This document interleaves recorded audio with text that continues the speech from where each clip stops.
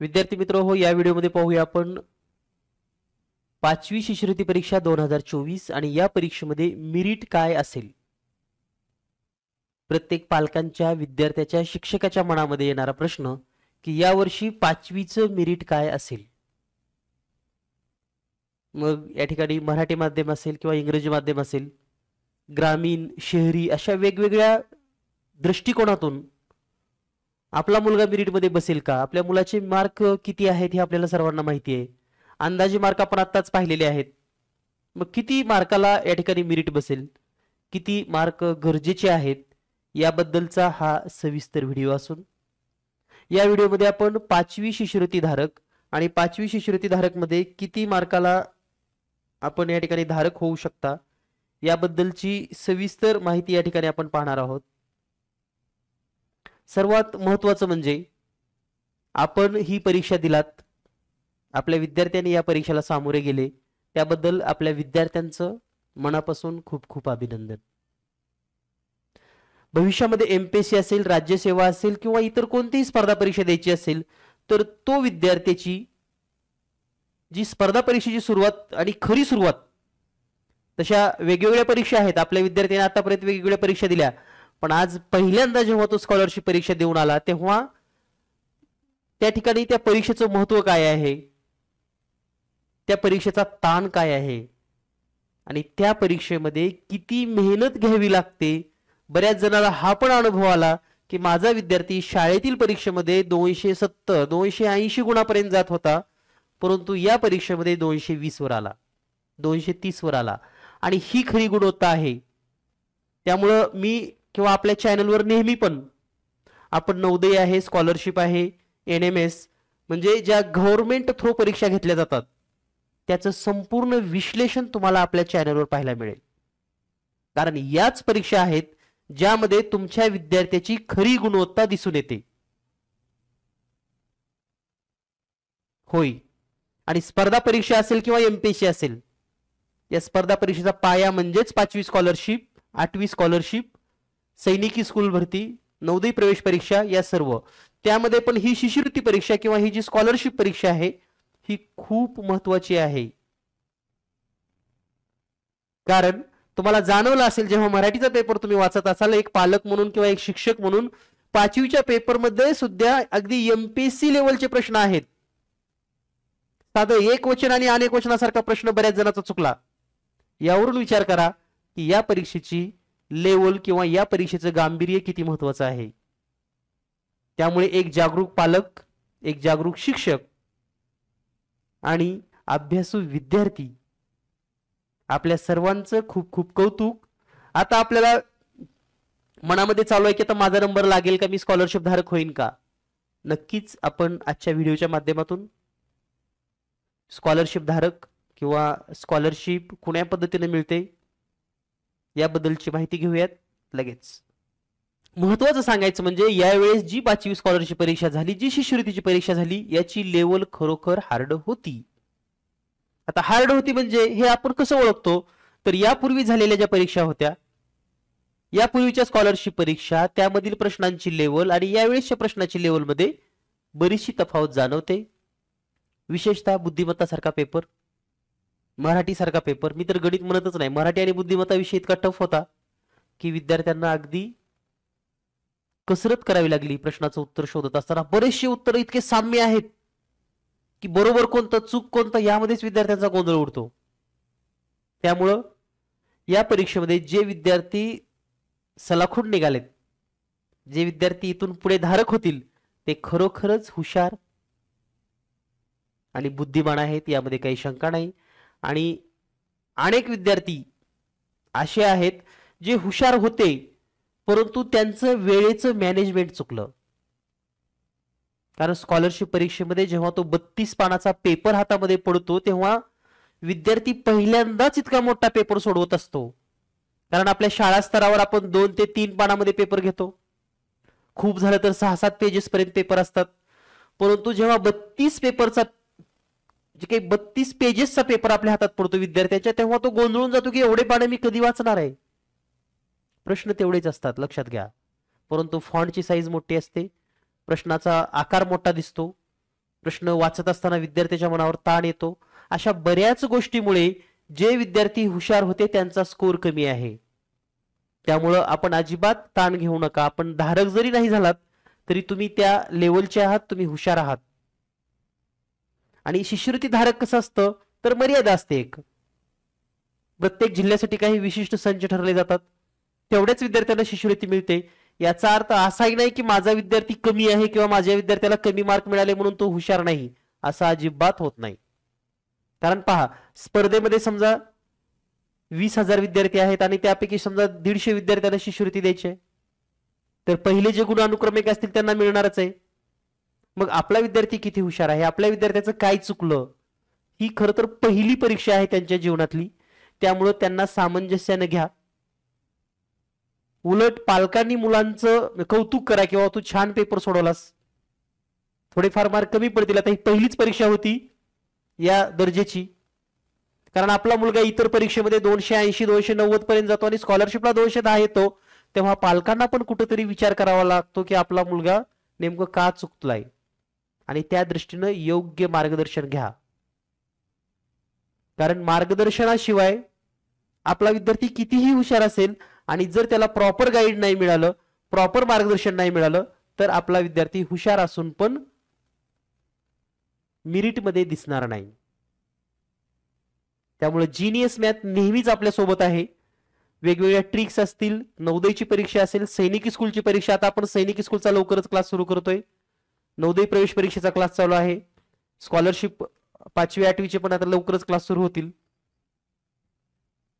त्यामुळे कुठेही अभ्यास करा, जीनियस मॅथ चॅनलच बघावा असं काय नाही, कोणतंही चॅनल बघा, कोणत्याही सरांकडे क्लास लावा, कुठं काय करायचंय ते करा, पण आपल्या विद्यार्थ्याची कन्सेप्ट क्लिअर झाल्या पाहिजेत, त्याला ट्रिक समजल्या पाहिजेत आणि कमी वेळेमध्ये प्रश्न सोडवण्याची लकब म्हणतोय मी, विद्यार्थ्यामध्ये निर्माण झाली पाहिजे. यासाठी पालकांनी योग्य मार्गदर्शक शोधून त्याला योग्य गाईड करा. 5वी मध्ये काही कारणास्तव गुण कमी मिळाले असतील तर ही संधी पुन्हा 8वी मध्ये आहे. त्याचबरोबर आपल्या मुलांना आपण सैनिकी स्कूलचा पण क्लास लावू शकतात. कारण आता सैनिकी स्कूल 8वीची परीक्षा हे विद्यार्थी 6वी पासून देऊ शकतात. बरेच पालकांना याबद्दल पण जागरूकता नाही. 5वी सैनिकी स्कूलची जी परीक्षा आहे म्हणजे 6वी मध्ये प्रवेश घेतला जातो, ही परीक्षा प्रत्येक विद्यार्थ्याला 2 वेळेस देता येते, एक 4थी मध्ये असताना आणि दुसरी 5वी मध्ये असताना. परंतु आपल्या इकडे पालक विद्यार्थी काय करतात, 5वीलाच सैनिक स्कूलला बसवतात आणि त्यामुळे त्याचा एक चान्स त्याला मिळत नाही. त्यामुळे ही संधी माहिती असल्या पाहिजे. 6वीला जर तुम्हाला सैनिकी स्कूलला ऍडमिशन घ्यायचं असेल तर तुम्ही 2दा परीक्षा देता येते. त्यासाठी तुमच्या विद्यार्थ्याचं वय 10 ते 12च्या दरम्यान, म्हणजे अगदी 2 वर्षाचा गॅप आहे. त्यामुळे 4थीत असताना एकदा परीक्षा देता येते आणि 5वीत असताना एकदा देता येते, 2 वेळेस.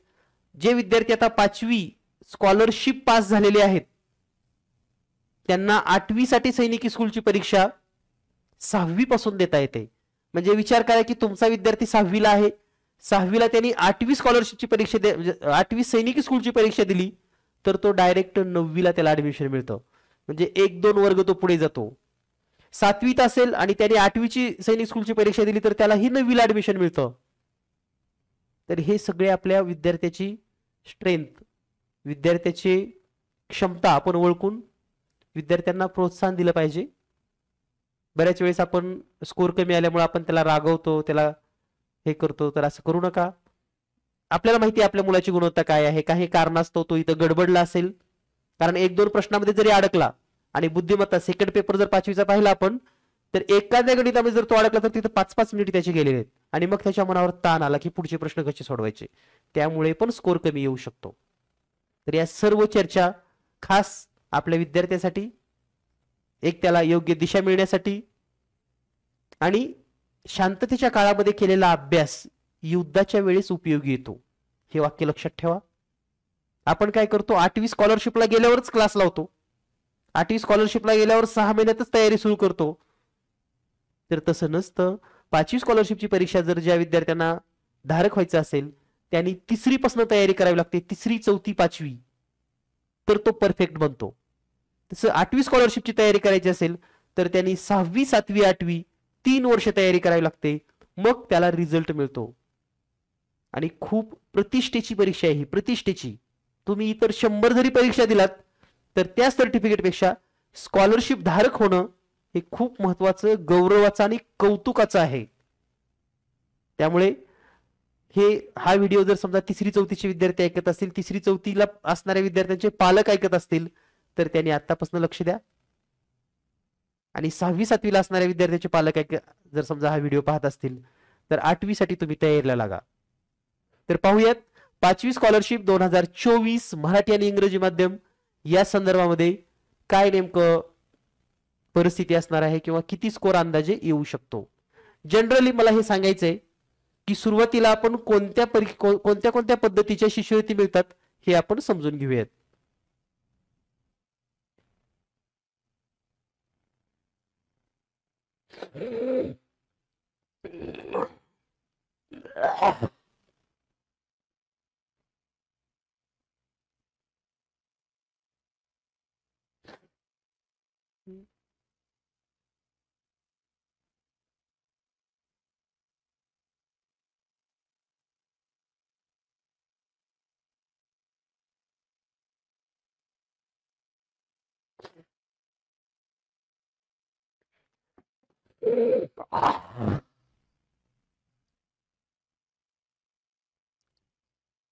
तर या ठिकाणी आपण पाहत आहात 5वी स्कॉलरशिप या संदर्भाच्या वेगवेगळ्या शिष्यवृत्ती कोणत्या कॅटेगरीतून किंवा कोणत्या संवर्गातून दिल्या जातात.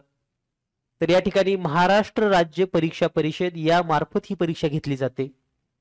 आणि या परीक्षेमध्ये आता या ठिकाणी जे आपण पाहत आहात महाराष्ट्र राज्य परीक्षा परिषद पुणे 31 जुलै 2022 म्हणजे हे 2022 ची गुणपत्रिका आहे.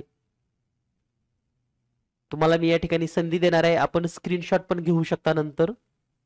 तर या परीक्षेमध्ये कोणकोणत्या पद्धतीने परीक्षा शिष्यवृत्ती दिली जाते तर या ठिकाणी पहा EFGHIJK म्हणजेच 7 वेगवेगळ्या पद्धतीच्या परीक्षा शिष्यवृत्ती परीक्षा म्हणजे शिष्यवृत्तीचं वाटप या ठिकाणी होतं किंवा निकाल लागतो. यामध्ये पहिला जो ई आहे तर तो ई म्हणजे राष्ट्रीय ग्रामीण म्हणजे हा एक शिष्यवृत्तीचा भाग आहे. म्हणजे जेव्हा शिष्यवृत्ती धारक होतो विद्यार्थी त्याची जी यादी लागते त्याच्यामध्ये ई म्हणजे काय राष्ट्रीय ग्रामीण अशी एक आपली लिस्ट सिलेक्ट होते. त्यानंतर एफ मध्ये आहे सर्वसाधारण मुले प्लस मुली. आता पहा पहिलं जे आहे ना ई राष्ट्रीय ग्रामीण यामध्ये संपूर्ण राज्यातील ग्रामीण विद्यार्थी त्यांची मेरिट लिस्ट जाहीर होते. एफ मध्ये आपल्याला सर्वसाधारण ऑल मग ते ग्रामीण असतील किंवा शहरी असतील सर्वांसाठीची ती मेरिट लिस्ट जाहीर होते. त्यानंतर जी मध्ये सर्वसाधारण मुली पण ही काही विशिष्ट जिल्ह्यासाठी आहे हे पण आपण समजून घेणार आहोत. त्यानंतर एच मागासवर्गीय मुले मुली. त्यानंतर आय मागासवर्गीय मुली. त्यानंतर जे ग्रामीण सर्वसाधारण ग्रामीण आणि के मध्ये शहरी सर्वसाधारण. तर या पद्धतीने या याद्या जाहीर होतात.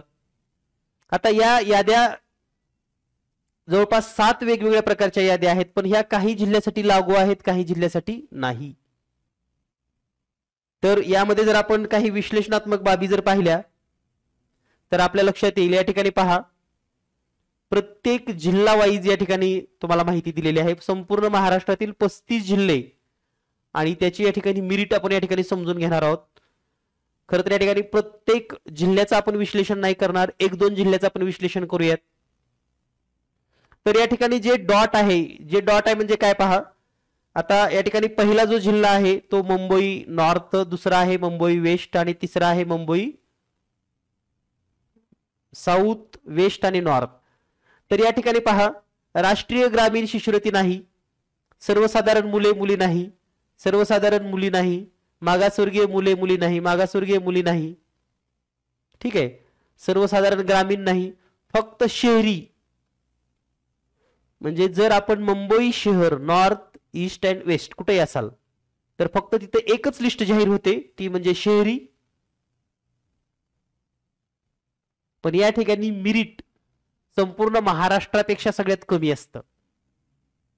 हे एक वैशिष्ट्य आहे, कारण लोकसंख्या भरपूर आहे आणि लोकसंख्येच्या मानामध्ये शिष्यवृत्तीची संख्या भरपूर असते. आणि या ठिकाणी जर आपण हायेस्ट पाहिलात गेल्या वर्षीचा मुंबई साऊथ, वेस्ट, नॉर्थ, तर तुम्हाला जाणवेल या ठिकाणचा जो हायेस्ट आहे तो 75%. साऊथला तर 75% आहे हायेस्ट, आणि लोवेस्ट अगदी 40%ला पण शिष्यवृत्ती मिळालेली आहे. पहा, 75 हायेस्ट आणि कमीत कमी 40%.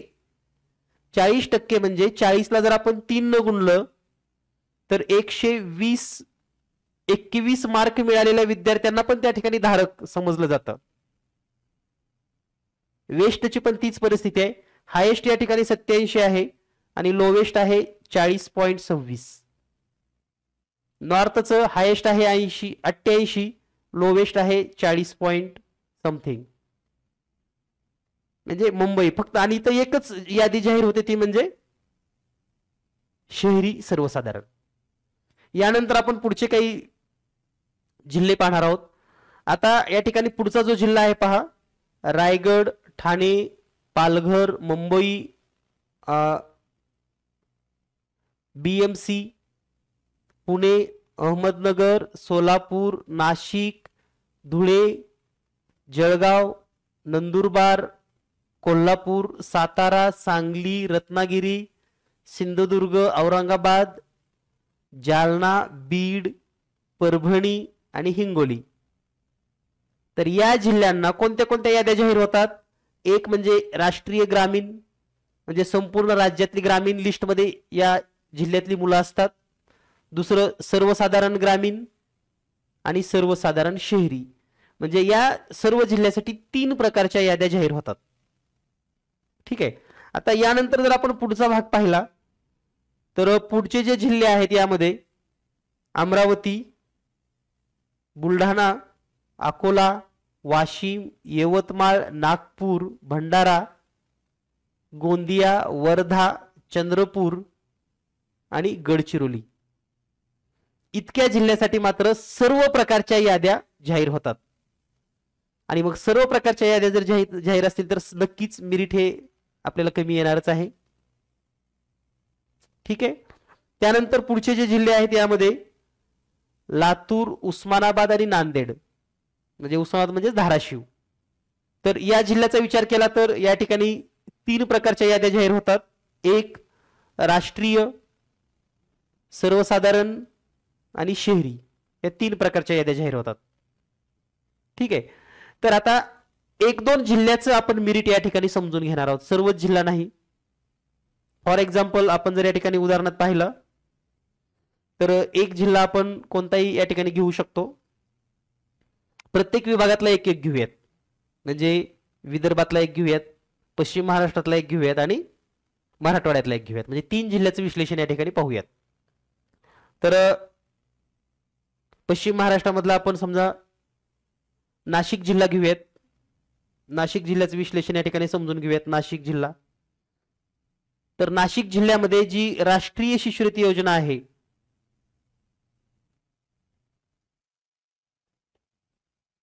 ही राष्ट्रीय ग्रामीण, तर या ठिकाणी नाशिकचा जर विचार केला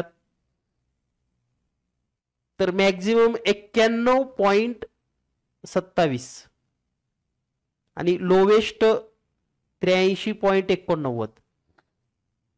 पाचवीचं मेरिट आहे, लक्षात घ्या, गेल्या वर्षीचं. यावर्षी किमान हे आहे टक्केवारीमध्ये. आता तुम्हाला माहिती अपेक्षित आहे की गुणामध्ये पाहिजे तुम्हाला. ठीक आहे. तर यावर्षी किमान 1 ते 2% मेरिट खाली येईल असा प्राथमिक अंदाज आहे. आपण एक 1-2% जर विचार केला तरी 90 आणि 80च्या दरम्यान मेरिट राहील असं समजूयात. याला आपण जर 3 न गुणलं तर आपले गुण समजतील, कारण 300चा पेपर असतो ना, हे 100% झालं. म्हणजे 270 हायेस्ट राहील आणि 240 पर्यंत कमीत कमी खाली येईल. नाशिक जिल्ह्याचा विचार केला तर आता या ठिकाणी इतर जिल्ह्याचा तुम्ही स्क्रीनशॉट घ्या आणि त्या ठिकाणी तुम्ही पाहू शकतात की आपल्या जिल्ह्याला किती मार्क आहेत. जेवढे या ठिकाणी दिलेत त्याच्यापेक्षा 1 किंवा 2% कमी धरायचे, कारण यावर्षी पेपर हार्ड आहे, मेरिट खाली येणार आहे. आता हे झालं राज्याच्या ग्रामीण लिस्टचं उदाहरण. यानंतर आपण पाहूयात सर्वसाधारण ग्रामीण. नाशिक जिल्हा जर आपण पाहिला तर या ठिकाणी नाशिक जिल्हा दिसेल तुम्हाला.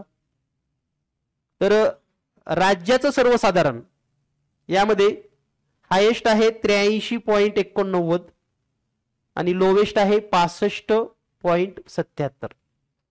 आता यावर्षी थोडं 1-2% कमी समजूयात. समजा 80 ते 60च्या दरम्यान समजूयात. याला जर 3 न गुणलं तर जवळपास 240 हायेस्ट राहील सर्वसाधारण, कारण जिथं राज्याची यादी संपते तिथं सर्वसाधारण दुसरी यादी सुरू होते. आणि या ठिकाणी 60 गुणिले 3 जर केलं तर 180, म्हणजे जवळपास नाशिक जिल्ह्याचं सर्वसाधारण मेरिट जे असणार आहे राज्याचं तर ते 190 गुणाच्या पुढे राहील. म्हणजे 190 पेक्षा जर जास्त गुण मुलांना राहिले तर त्यांचं ते धारक होतील. आता आपण शहरीचा विचार करूयात. शहरी, तर या ठिकाणी शहरी जर आपण विचार केला नाशिक शहर, तर नाशिक शहर आहे पहा 91.27 हायेस्ट आणि लोवेस्ट आहे 59.06. यापेक्षा 2% कमी समजायचे आपल्याला. म्हणजे समजा हा असेल 90 ला हायेस्ट, तर लोवेस्ट असेल समजा 60च्या जवळपास कमी किंवा कमी जास्त करूयात आपण. गुणिले 3 केलं तर 270, गुणिले 3 केलं तर या ठिकाणी 180 येणार आहे. म्हणजे शहराचं जर मेरिट आपण समजलं तर हायेस्ट 270 पर्यंत असू शकतो यादीमध्ये, मेरिटमध्ये. पण लोवेस्ट 180 म्हणजे खूप झालं. नाशिक जिल्ह्यामध्ये 190च्या पेक्षा जास्त गुण असणाऱ्या मुलांना शिष्यवृत्ती मिळू शकते. ठीक आहे, तर आपल्या सर्वांचं खूप खूप अभिनंदन असणार आहे. कारण जर आपण या पद्धतीने, आता हे 2022चं होतं लक्षात घ्या, तुम्हाला मी 2023ची पण यादी देणार आहे आणि 2024 पण. ठीक आहे, तर हे 2022चं आपण विश्लेषण करतोय. तर हा झाला एक पश्चिम महाराष्ट्रातला. त्यानंतर विदर्भातल्या एका जिल्ह्याचं आपण या ठिकाणी विश्लेषण करूयात. तर वेगवेगळी जिल्हे या ठिकाणी आहेत. विदर्भामध्ये जर आपण पाहिलं तर यवतमाळ जिल्ह्याचा आपण पाहूयात थोडक्यामध्ये. यवतमाळ जिल्हा, तर यवतमाळ जिल्ह्याचं या ठिकाणी जर आपण पाहिलं तर हायेस्ट राष्ट्रीय ग्रामीण मध्ये आहे 86, 57 आणि लोवेस्ट आहे 81.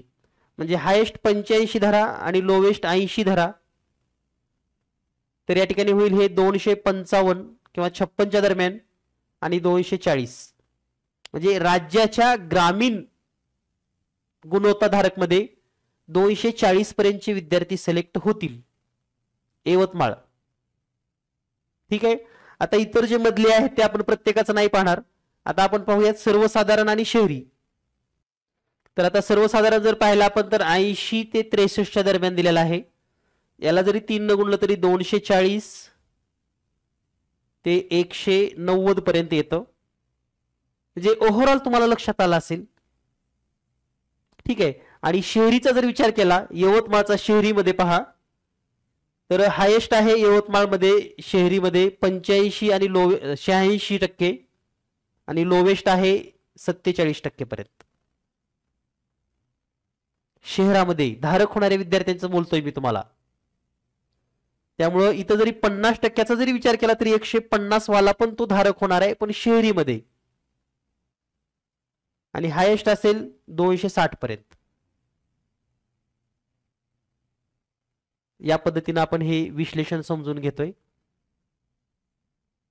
त्यामुळे आता तुम्हाला थोडा विश्वास वाटला असेल की आपला मुलगा बसेल मेरिट मध्ये.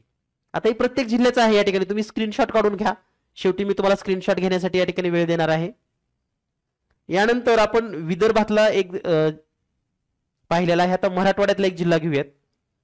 तर मराठवाड्याचा जिल्हा घेत असताना यानंतर आपण मराठवाड्यातला एक जिल्ह्याचं विश्लेषण करूयात, म्हणजे जेणेकरून तुम्हाला हे समजून येईल की कुण्या पद्धतीने आपल्याला हे समजून घ्यायचं आहे. तर मराठवाड्यामध्ये आपण धाराशिव म्हणजेच उस्मानाबाद 2022 मध्ये, आता याचं नाव धाराशिव असं माहिती आहे आपल्याला सर्वांना. धाराशिव.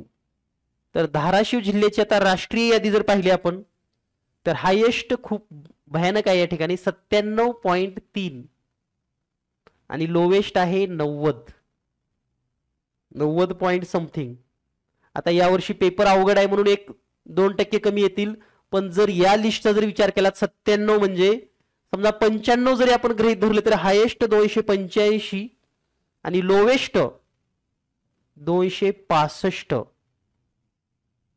म्हणजे पेपरची जर काठिण्य पातळीचा विचार केला आपण तर 280 ते 260च्या दरम्यान सर्व विद्यार्थी राष्ट्रीय शिष्यवृत्ती धारक होतील. 260. काही काही जिल्ह्याचं हायेस्टच 260 आहे, पण धाराशिव जिल्ह्यामध्ये इतकी गुणवत्ता आहे की या ठिकाणी लोवेस्टच 260 आहे धारक मध्ये. त्यामुळं इथल्या सर्व विद्यार्थ्यांचं, पालकांचं, शिक्षकांचं खूप खूप कौतुक. आणि याच पद्धतीनं इतर पण जिल्ह्यामध्ये आपल्याला पाहायला मिळेल. पुणे वगैरे आहे, पुणे, कोल्हापूरला तर हायेस्टच क्लोज होतं 280च्या पुढे. खालची पातळी सांगतोय मी कट ऑफ, ठीक आहे, पण त्या मानानं या ठिकाणी पण हे हायेस्ट मेरिट असणार आहे. आता आपण धाराशिव मध्ये सर्वसाधारण आणि शहरी या दोन्हीचा विचार करूयात. धाराशिव मध्ये आपल्याला सर्वसाधारण आणि जनरल त्याचबरोबर ग्रामीणचा जर विचार केला तर नेमकं काय मेरिट राहिले आपण समजून घेऊयात. तर धाराशिव मध्ये सर्वसाधारणचं मेरिट होतं 89.93 हायेस्ट आणि लोवेस्ट होतं 71.14. आता यावर्षी 1-2% जर कमी पण आलं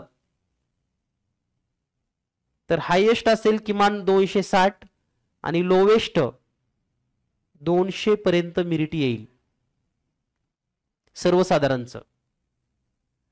त्यामुळं आपल्या पाल्याला जर एवढे गुण असतील तर नक्कीच तो धारक होणार आहे. ह्या वेगवेगळ्या याद्या का सांगितल्या, कारण एकच जाहीर होत नाही, ठीक आहे. यानंतर शहरीमध्ये आपण पाहूयात, फक्त शहरी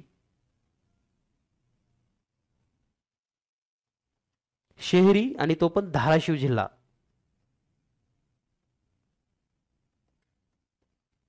तर या ठिकाणी शहरी धाराशिव जिल्ह्यात जर पाहिलं तर हायेस्ट आहे 91% आणि कमीत कमी आहे या ठिकाणी 68%. यावर्षी जर समजा 1-2%चा फरक पडला, कारण पेपर हा नक्कीच अवघड होता, 1-2% कमीच राहणार आहे, तर 90चा जर विचार केला तर हे 270 हायेस्ट असू शकतं आणि 168 म्हणजे 70च्या जवळपास, म्हणजे 200 पर्यंत मेरिट येऊ शकतं.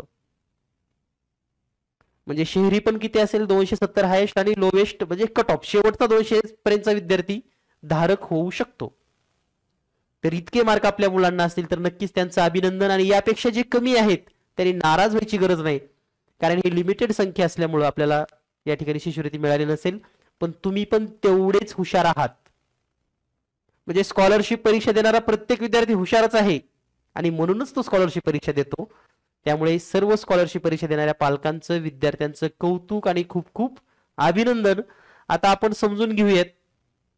या ठिकाणी सर्वांना मी स्क्रीनशॉट काढण्यासाठी संधी देतोय. बारकाईने आपण या ठिकाणी प्रत्येक जिल्ह्याचं स्क्रीनशॉट घेऊ शकता.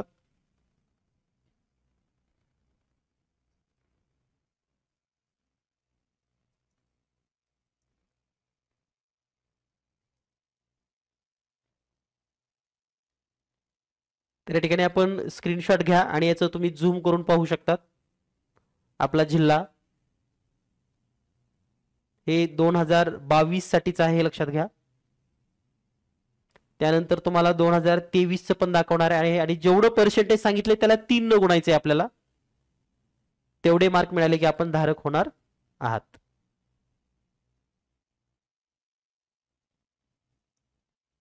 यानंतर पुढील जिल्हे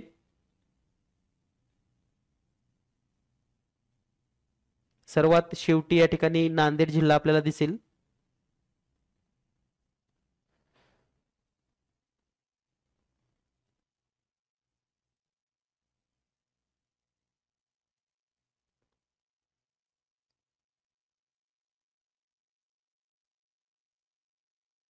यानंतर आपण 2023 चे पण स्क्रीनशॉट घेऊयात, म्हणजे तुम्हाला या ठिकाणी मेरिट काढायला सोपं जाईल. तर या ठिकाणी आपण पाहत आहात 2023 या ठिकाणी किमान आणि कमाल संवर्गनीय आहे.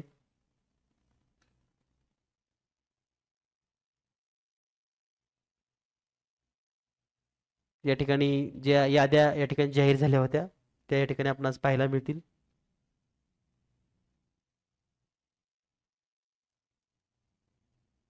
याचा स्क्रीनशॉट काढून घ्या. यानंतर पुढील जिल्हे आणि आपण आपल्या जिल्ह्याचे या ठिकाणी पाहू शकाल.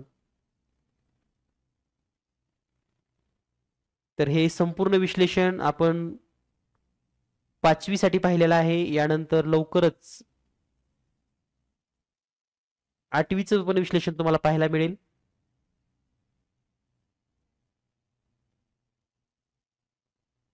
तर या पद्धतीनं आपण मेरिट काय असेल किंवा शिष्यवृत्ती धारक होण्यासाठी 2024 साठी किती गुण आवश्यक आहेत याबद्दल सविस्तर माहिती घेतलेली आहे. जर आपल्या विद्यार्थ्याची 8वी स्कॉलरशिप, सैनिकी स्कूल किंवा इतर स्पर्धा परीक्षेची तयारी करायची असेल तर जीनियस मॅथ सोबत राहा. या ठिकाणी जो व्हॉट्सअप नंबर दिला यावर आपण संपर्क करू शकतात आणि आपली गुणवत्ता आणि स्पर्धा परीक्षेमध्ये आपल्या मुलांना कायमस्वरूपी उज्ज्वल यश मिळण्यासाठी जीनियस मॅथ चॅनल आजच सबस्क्राईब करून ठेवा, जेणेकरून तुम्हाला नवनवीन अपडेट, नवनवीन माहिती मिळत राहील. धन्यवाद. थँक्यू.